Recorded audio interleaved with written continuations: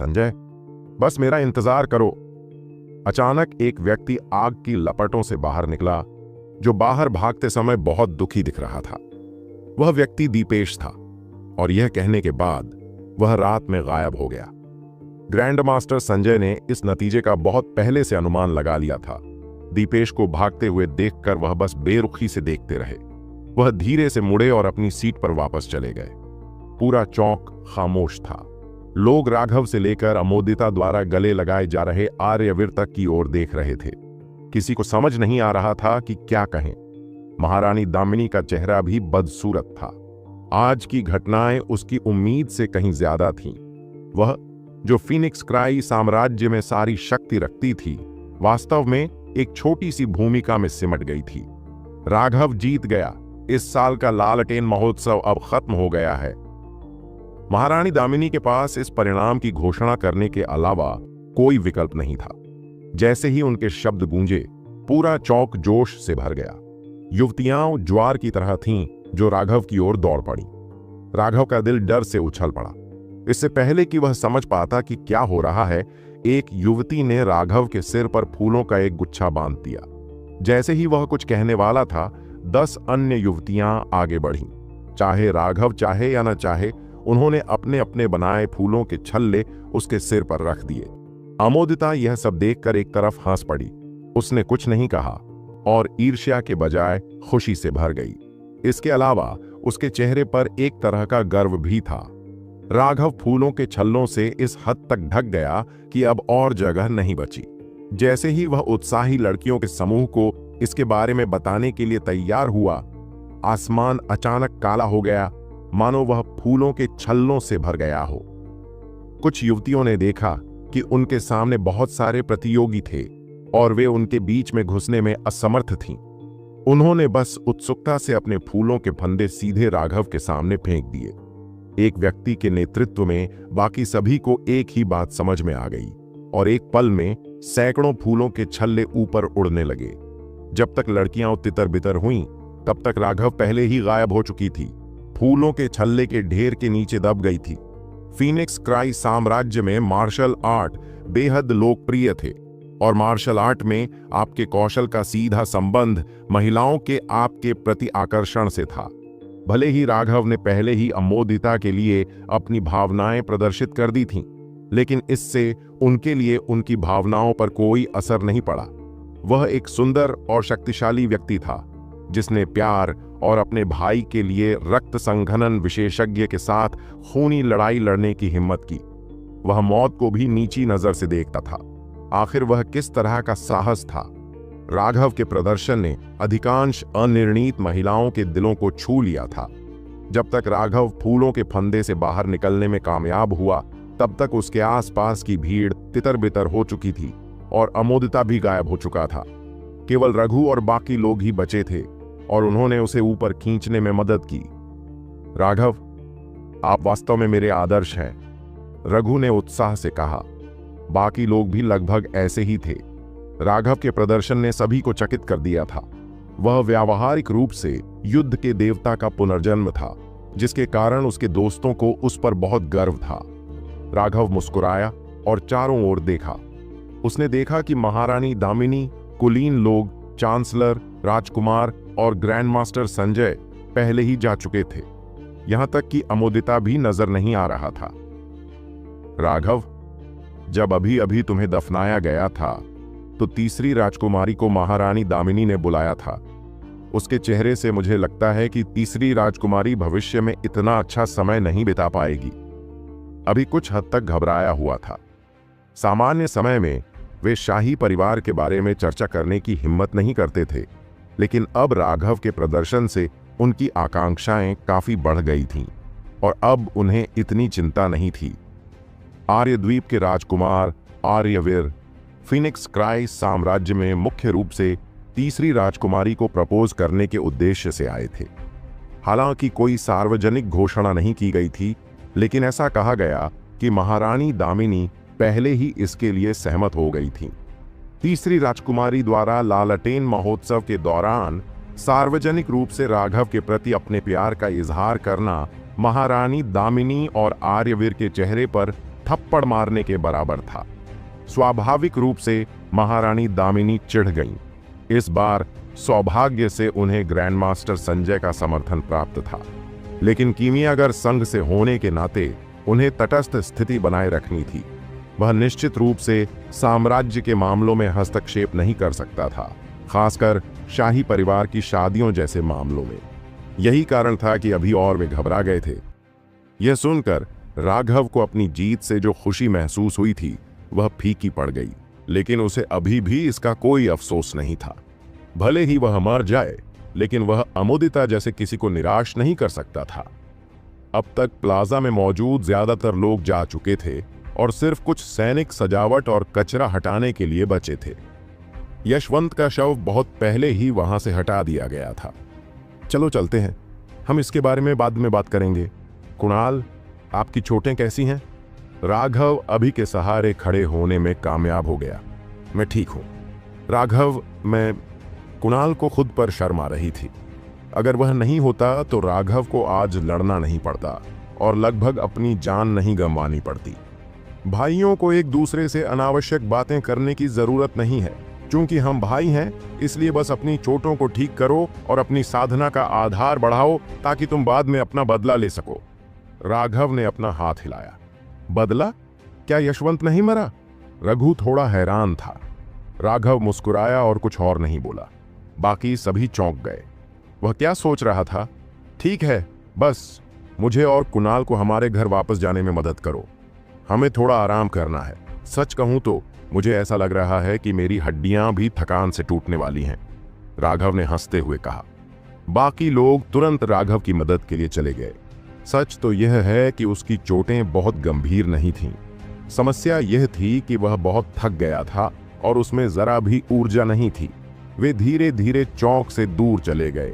छाया में एक आकृति धीरे धीरे दिखाई दी जो राघव और उन्हें जाते हुए देख रही थी। उसने बुदबुदाते हुए कहा, मैंने वास्तव में नहीं सोचा था कि राघव इतना बड़ा हो गया है। क्या ऐसा हो सकता है कि वह शुरू से ही यह बात छिपा रहा था? वह व्यक्ति चौथा राजकुमार था।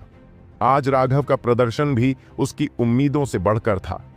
अगर यह सच है तो यह बच्चा वाकई बहुत गहरी योजना बना रहा है। चौथे राजकुमार ने आह भरी। मास्टर, क्या हमें अंधेरे में उसका खात्मा कर देना चाहिए? चौथे राजकुमार के पीछे एक व्यक्ति था जो अंधेरे में था। अगर वह नहीं बोलता तो दूसरों को उसकी ओर ध्यान भी नहीं जाता। अभी जल्दबाजी नहीं करनी चाहिए। हालांकि आज उसने मुझे चौंका दिया, लेकिन उसकी कमजोरियां भी सामने आ गईं। कोई कितना भी शक्तिशाली क्यों ना हो, जब तक उसकी कमजोरियां हैं तब तक डरने की कोई बात नहीं है। कुछ अप्रत्याशित दुर्घटनाएं हुईं, लेकिन यह जरूरी नहीं कि यह बुरी बात हो। अगर हम इसका फायदा उठा सकें तो हम निश्चित रूप से अकल्पनीय मुनाफा कमा सकते हैं। चौथे राजकुमार के होठों पर एक हल्की मुस्कान उभरी। राघव उस दिन घर नहीं लौटा। इसके बजाय उसने अभी से कहा कि वह अपनी संपत्ति पर संदेश भेजे कि वह ग्रैंड मास्टर संजय के साथ अध्ययन करने के लिए कीमियागर संघ में रह रहा है। आज बहुत कुछ हुआ था और वह अभी अपनी मां से इस बारे में बात नहीं करना चाहता था। इसके अलावा उसकी मां उसके कई घावों को लेकर चिंतित होगी। राघव कुणाल के घर गया। कुणाल की केवल कुछ हड्डियां टूटी थीं। जहां तक उसकी अंदरूनी चोटों की बात है, राघव की दवाई की गोली खाने के बाद अब वे कोई बड़ी समस्या नहीं थीं। उसे बस अपनी टूटी हड्डियों को ठीक करने के लिए कुछ दिन आराम करना था। हालांकि इस बार कुणाल को करारी हार का सामना करना पड़ा था, लेकिन यह निश्चित रूप से उसे परिपक्व होने में मददगार होगा। विशेषज्ञों को संयमित होने की आवश्यकता थी। कुणाल के पिता ने राघव के लिए एक शांत कमरा तैयार किया। जब वे पहुंचे तब तक राघव ने अपनी ऊर्जा कुछ हद तक वापस पा ली थी। बाकी सभी ने अलविदा कहा। उसके बाद राघव ने धीरे से अपनी स्टोरेज रिंग से एक जेड बोतल निकाली, जिसके अंदर एक जलती हुई उतार चढ़ाव थी। हे, मैं इसके लिए कल तक इंतजार नहीं कर सकता। राघव ने अपने हाथ में जेड की बोतल देखी। अंदर तरल पदार्थ की एक गेंद थी, फिर भी उसमें से तीखी गर्मी निकल रही थी। वह जानता था कि यह गर्म तरल पदार्थ की गेंद जानवर की ज्वाला थी। यह जादुई जानवर की ज्वाला का सार था। जानवरों की लपटें असाधारण रूप से कीमती थीं। एक जानवर की लपट एक जादुई जानवर के जीवन के बराबर थी और केवल दूसरे दर्जे या उससे ऊपर के जादुई जानवरों में ही जानवर की लपट को पोषित करने की क्षमता थी। राघव ने अपनी दिव्य इंद्रिय का उपयोग करके जानवर की लौ की जांच की। अंदर की ज्वाला तत्व अत्यंत सघन था और राघव की यादों के अनुसार यह जानवर की ज्वाला संभवतः शीर्ष द्वितीय श्रेणी के जादुई जानवर की थी। यह कोई आश्चर्य की बात नहीं थी कि जब दीपेश ने जानवर की ज्वाला को सौंपा था तो उसकी अभिव्यक्ति इतनी बदसूरत थी। उसकी गोली की लौ फैल गई और उसके पूरे शरीर को घेर लिया। जेड की बोतल खोलकर उसने जानवर की लौ के सार की गेंद को निगल लिया। धमाका! जब राघव ने उसे निगला तो उसका मूल तरल पदार्थ की गेंद जैसा रूप बदल गया। वह खरगोश की तरह कोमल से उन्मत्त जानवर में बदल गया। जानवर की लौ एक जादुई जानवर का जीवन सार था। इसमें जादुई जानवर की उन्मत्त प्रकृति समाहित थी और एक सामान्य गोली साधक के लिए उसे आत्मसमर्पण करने के लिए मजबूर करने के लिए उस उन्मत्त इच्छा शक्ति को कुचलने के लिए बहुत समय की आवश्यकता होती थी।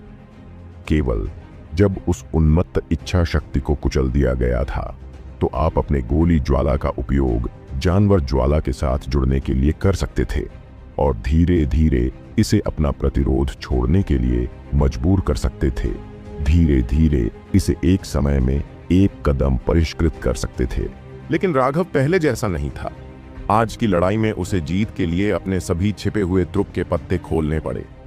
उसे अपनी जान बचाने के लिए कुछ मजबूत त्रुप के पत्तों की जरूरत थी।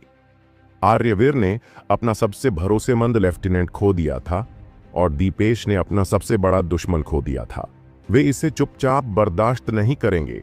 एकमात्र व्यक्ति जिस पर राघव शाही राजधानी में भरोसा कर सकता था वह ग्रैंडमास्टर संजय था, लेकिन कीमियागढ़ संघ के अध्यक्ष के रूप में वह साम्राज्य के संघर्षों में सीधे हस्तक्षेप नहीं कर सकता था। जब तक राघव खुद को पूरी तरह से गिल्ड के हवाले नहीं कर देता और साम्राज्य के मामलों में भाग नहीं लेता, तब तक संजय कुछ भी नहीं कर पाएगा। लेकिन इतने सालों तक दमन के बाद राघव यह पता लगाने की कोशिश कैसे छोड़ सकता था कि आखिर वह खलनायक कौन था जिसने इतने लंबे समय तक उसे परेशान करने वाली परछाइयों को छिपा रखा था, और वह अमोदिता को कैसे छोड़ सकता था। अमोदिता ने भी ऐसे कड़वे अनुभवों को झेला था जिससे उसे अपनी परेशानियों के बारे में सोचना पड़ा। क्या वह व्यक्ति जिसने चुपके से अमोदिता के खिलाफ साजिश रची थी वही था जिसने उसकी आत्मा की जड़ चुराई थी? इससे पहले कि सब कुछ स्पष्ट हो जाए, राघव अपनी या अपनी दुश्मनी को नहीं छोड़ सकता था। वह इस नफरत को आसानी से निगल नहीं सकता था, इसलिए उसका समय बेहद सीमित था और वह जानवर की लौ को परिष्कृत करने के लिए केवल सबसे हिंसक और प्रत्यक्ष तरीके का उपयोग कर सकता था। धमाका! राघव के शरीर के अंदर से एक और विस्फोट हुआ। जब जानवर की लौ उसके पेट में घुसी तो वह एक क्रूर तेंदुए के सिर के आकार में बदल गई जो पूरी ताकत से लड़ रहा था। भयानक रूप से उच्च तापमान ने राघव को लगभग जलाकर राख कर दिया। जब जानवरों की लपटें निकाली जाती हैं तो उन्हें दबाया नहीं जाना चाहिए। ऐसा करने से वे कमजोर हो जाएंगी, जिससे उनकी गुणवत्ता कम हो जाएगी। राघव अब मूल रूप से शीर्ष दूसरे रैंक के जादुई जानवर की लपटों का सामना कर रहा था। बेरसक ऊर्जा के कारण राघव ने खून ठूक दिया। जैसे ही खून ठूका गया वह भाप में बदल गया। राघव का शरीर पहले ही जलते हुए चूल्हे में बदल चुका था। एक छोटा सा दूसरे दर्जे का जादुई जानवर भी मेरा विरोध करने की हिम्मत करता है। राघव ने नाक सिकोड़ी और उसका समृद्ध सितारा सक्रिय हो गया। 7 चक्रवात बेतहाशा घूमने लगे और उसकी पूरी ज्वाला ऊर्जा एक विशाल जाल की तरह थी जिसने बलपूर्वक जानवर की ज्वाला की गेंद को घेर लिया।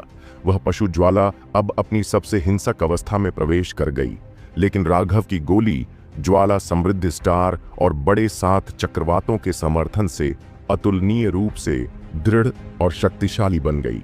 शुरुआत में वह पशु ज्वाला इधर उधर भागने में सक्षम थी, लेकिन कुछ ही सांसों में वह एक पकड़े गए पशु की तरह हो गई और चाहे वह कितना भी संघर्ष करे वह बेकार थी।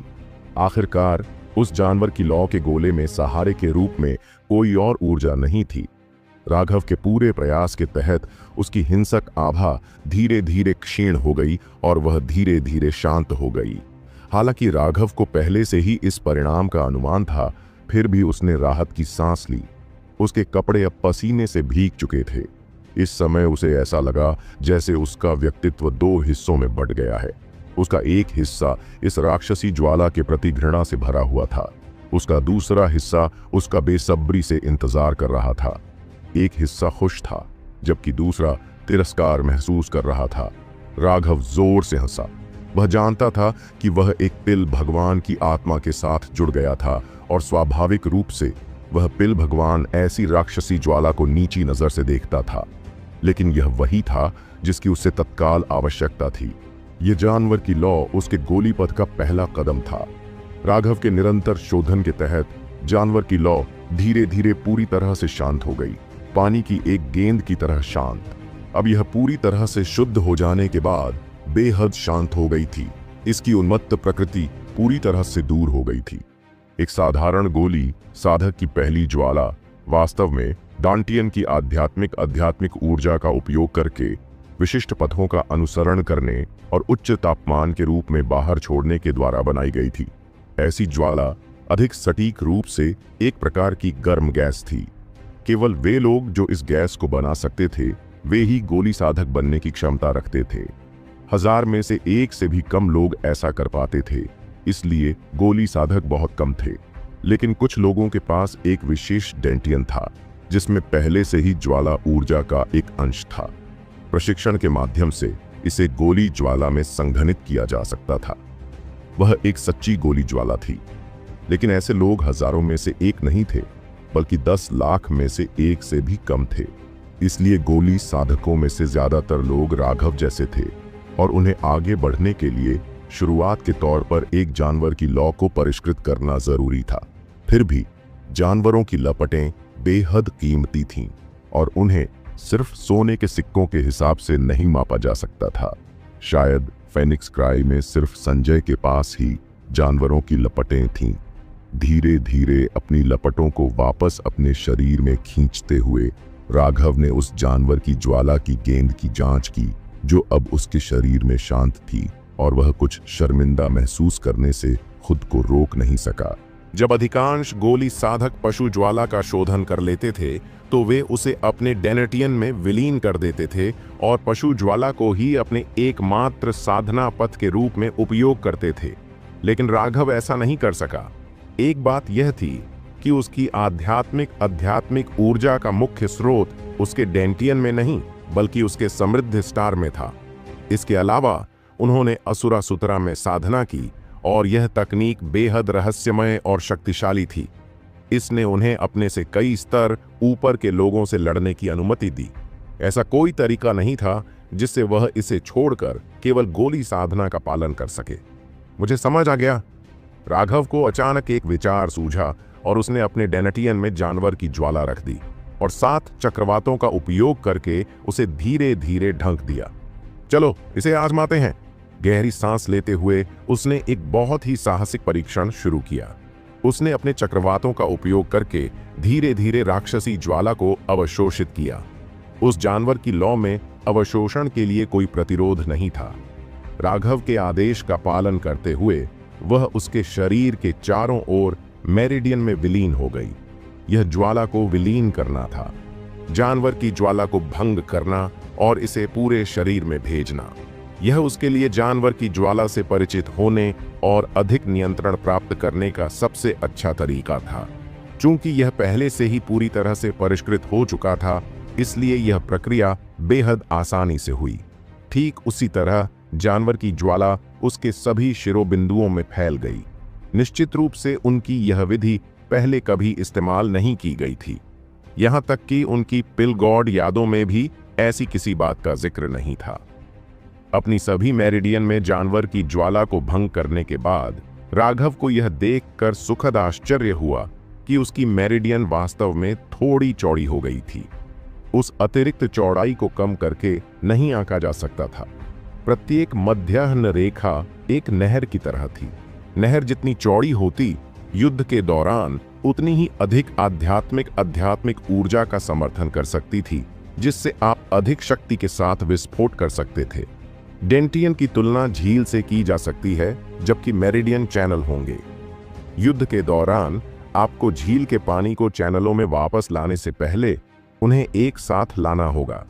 इसी तरह युद्ध कौशल इतने विस्फोटक हो सकते हैं, लेकिन युद्ध कौशल जितना शक्तिशाली होगा उतनी ही अधिक ऊर्जा की आवश्यकता होगी। यदि चैनलों की क्षमता अपर्याप्त थी तो वे फट जाएंगे। आपके दुश्मन को नुकसान पहुंचाए बिना भी आपके मेरिडियन टूट जाएंगे। यही कारण था कि वह स्प्लिट हेवंस का उपयोग करने में असमर्थ था, जबकि उसे पता था कि इसका उपयोग कैसे किया जाता है।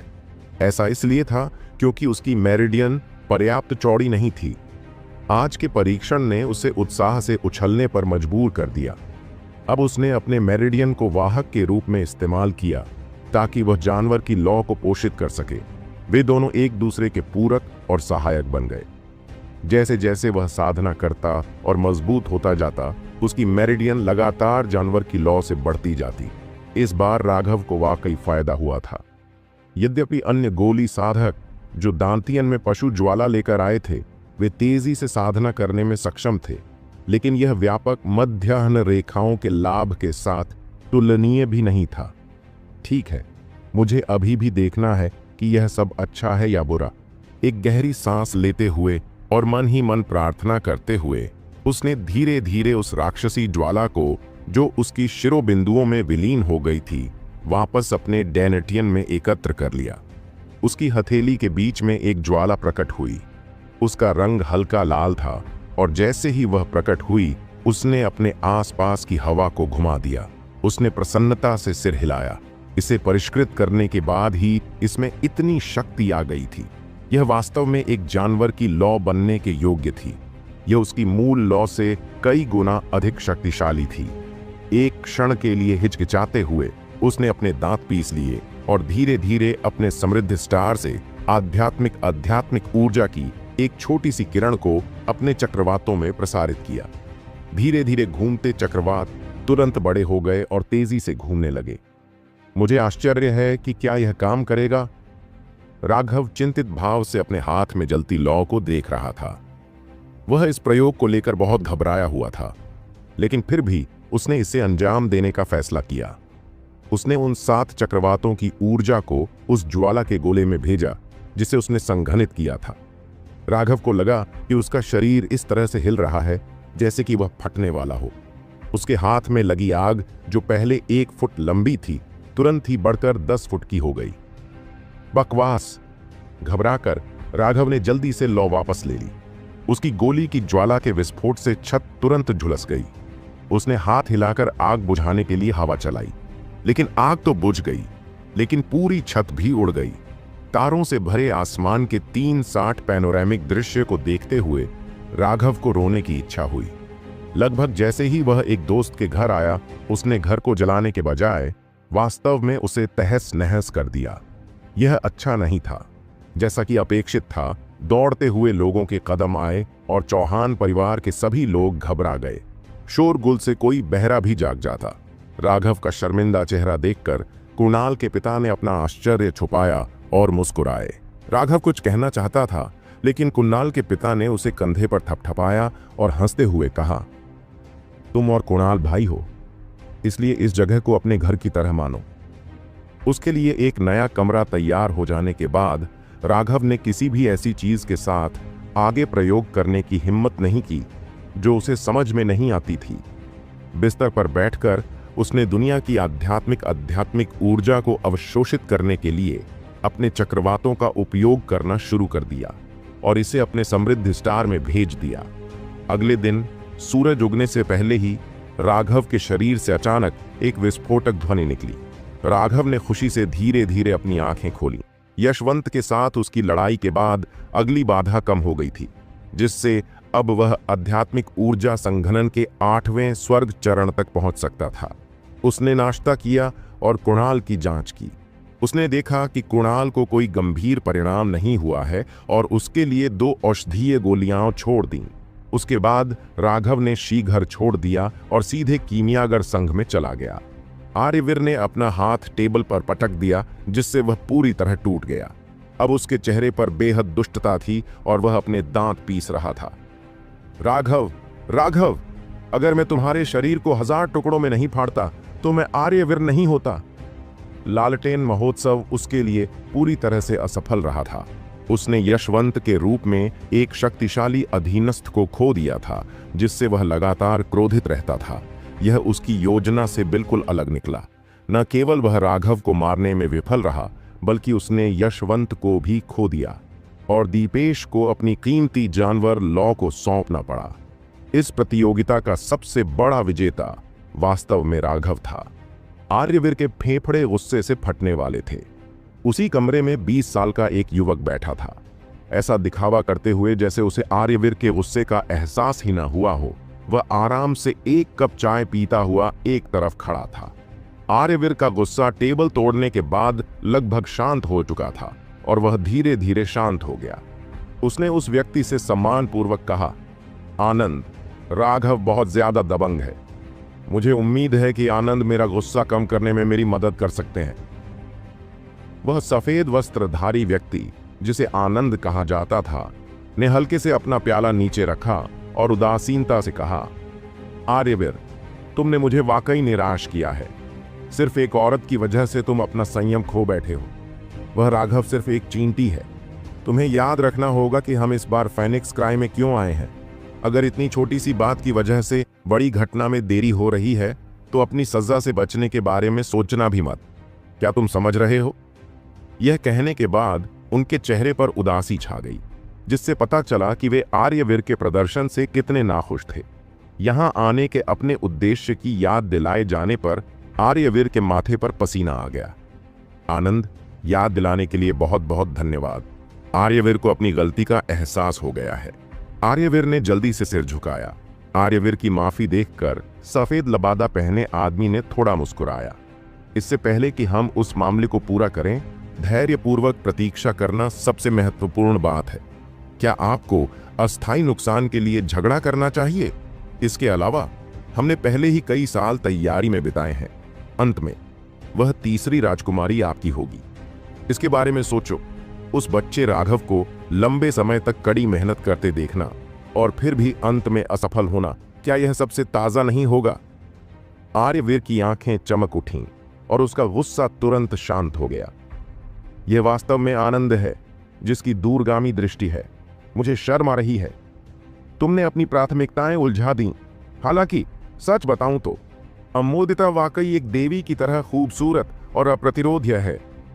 अमोदिता का कौमार्य तुम्हारा होगा, लेकिन एक बार जब तुम उस खूबसूरत महिला को पालोगे, तो क्या तुम अपने बड़े भाई को भी उसका स्वाद चखने दोगे? सफेद लबादे वाले आदमी ने आर्यवीर को देखा और मुस्कुराया। आर्यवीर के हाव भाव थोड़े बदल गए, लेकिन उसने तुरंत उसे छिपा लिया और उदासीन रहने की पूरी कोशिश की। वह मुस्कुराया। आर्यवीर को वास्तव में ऐसी सुंदरता की परवाह नहीं है। एक बार मामला खत्म हो जाने के बाद आनंद को निश्चित रूप से उसका हिस्सा मिलेगा। आर्यवीर, तुम्हें अंदर से अस्वस्थता तो नहीं लग रही है? सफेद लबादा पहने आदमी ने अपना चाय का प्याला उठाया और उस पर फूंक मारी। यह कैसे संभव हो सकता है? आनंद संप्रदाय से हैं और यह छोटा भाई अभी भी भविष्य में आनंद के मार्गदर्शन की उम्मीद कर रहा है। आर्यवीर ने जल्दी से कहा, अच्छा, आदमी को ऐसे ही व्यवहार करना चाहिए। जो मिले उसे उदारता से स्वीकार करो, नहीं तो तुम कभी बड़े काम कैसे कर पाओगे। चिंता मत करो, जब तक इस मामले को ठीक से संभाला जाता है, तुम निश्चित रूप से बाहरी शिष्य बनने में सक्षम हो जाओगे। तो फिर बहुत बहुत धन्यवाद आनंद। आर्यवीर यह सुनकर बहुत खुश हुआ। अभी अभी जो दुख उसने महसूस किया था, वह धुएं में गायब हो गया। सफेद लबादा पहने आदमी ने सिर हिलाया। लेकिन तुम्हें इस मामले को बहुत सावधानी से संभालना होगा। अगर इसकी थोड़ी सी भी भनक बाहर आ गई तो न सिर्फ फायदे खत्म हो जाएंगे, बल्कि हमें जो सजा मिलेगी उसे हम दोनों बर्दाश्त नहीं कर पाएंगे। चिंता मत करो आनंद, मैं इस पर बहुत ध्यान केंद्रित कर रहा हूं और निश्चित रूप से इसे ठीक से संभाल लूंगा। आर्यवीर ने अपनी छाती थपथपाई। तो यह अच्छा है। मेरी पहचान का पता नहीं लगाया जा सकता है, इसलिए आप मुझे केवल अंत में ही बुला सकते हैं। योजना के साथ तेजी से आगे बढ़ें और जितनी जल्दी हो सके सब कुछ सेट करें। आप जितनी कम हरकतें करेंगे उतना ही बेहतर होगा, और यह सबसे अच्छा होगा कि इसे बिना किसी खून खराबे के निपटाया जाए। योजना का अधिकांश भाग पहले ही व्यवस्थित हो चुका है। पूरा फीनिक्स क्राई साम्राज्य मूल रूप से हमारे नियंत्रण में है। बस एक बड़ी समस्या है, सेनापति विक्रम। वह अभी भी आत्मसमर्पण नहीं करेगा और बल या अनुनय से अप्रभावित है। यह वास्तव में सिरदर्द है।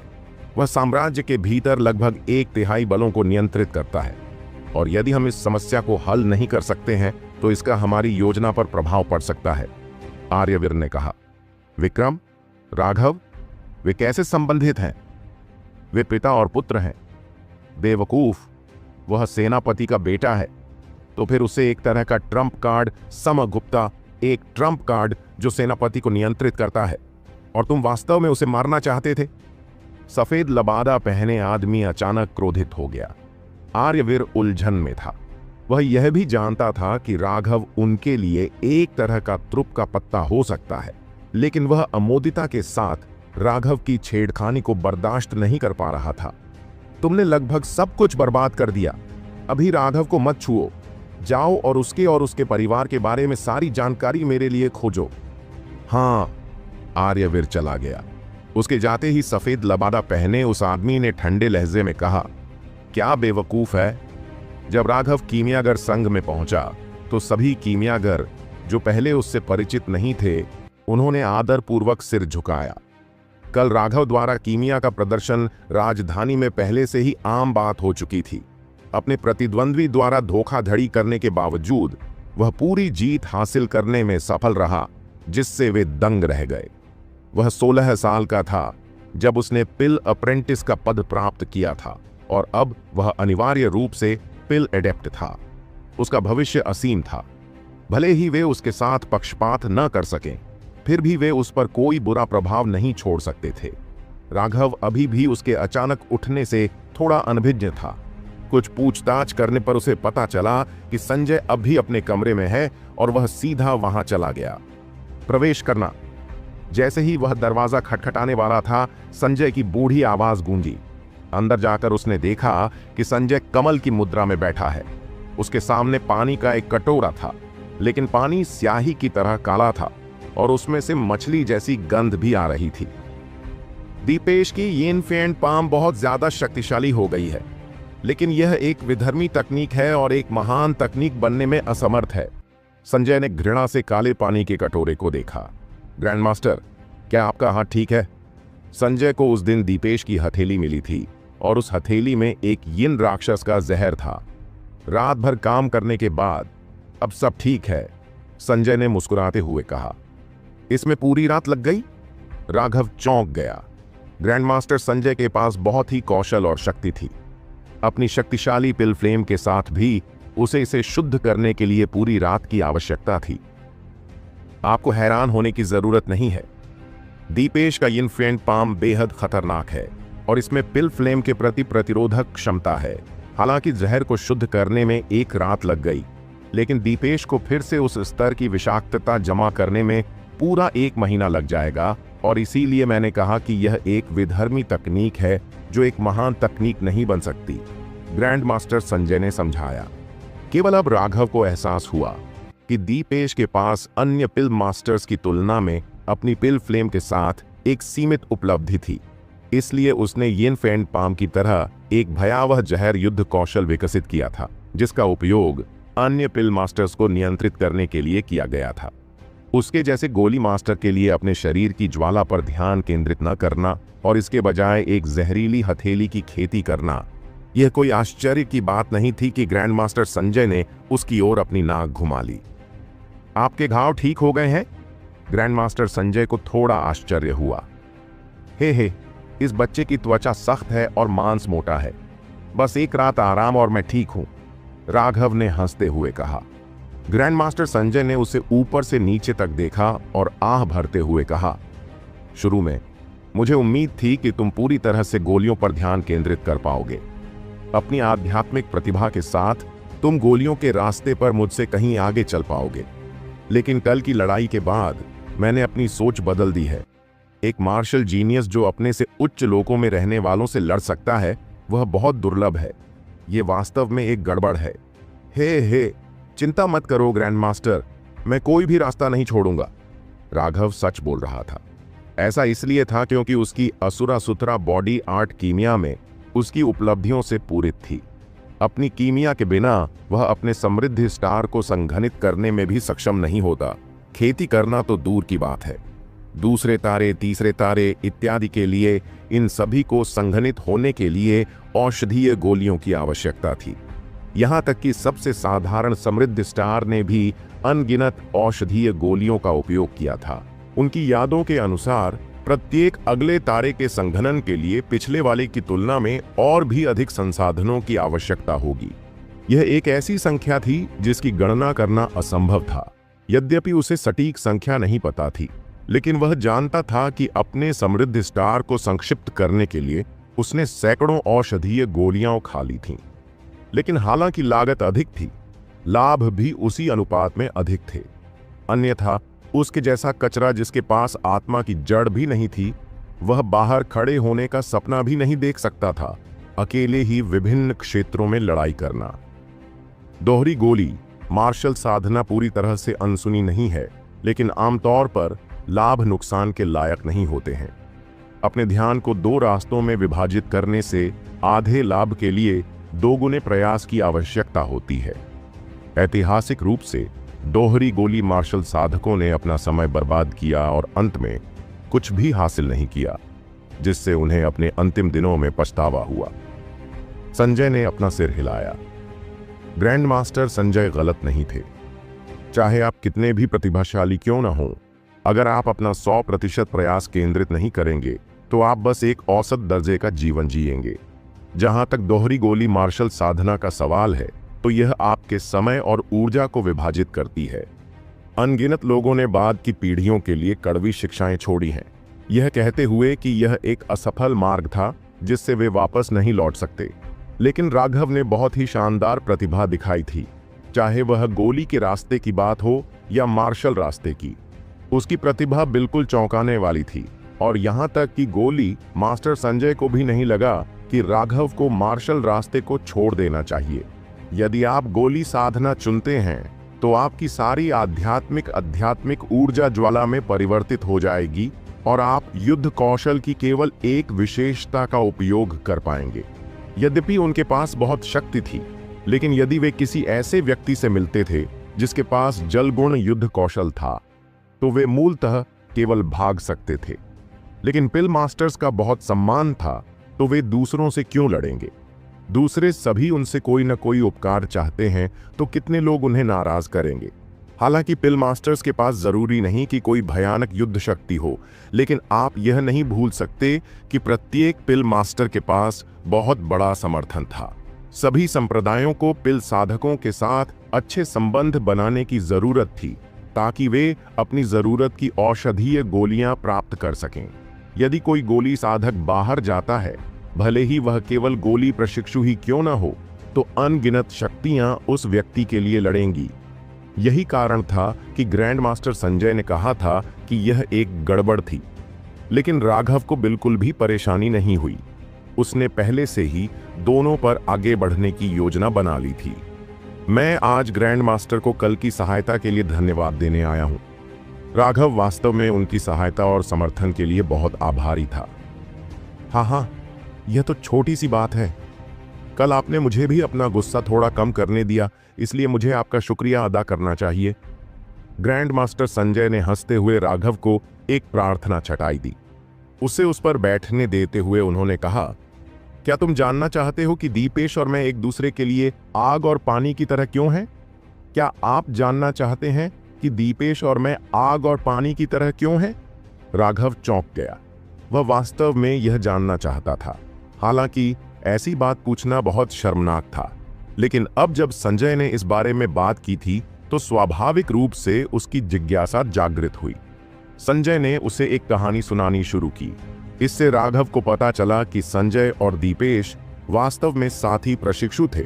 उनके गुरु ने अपने जीवन काल में 3 प्रशिक्षु लिए थे।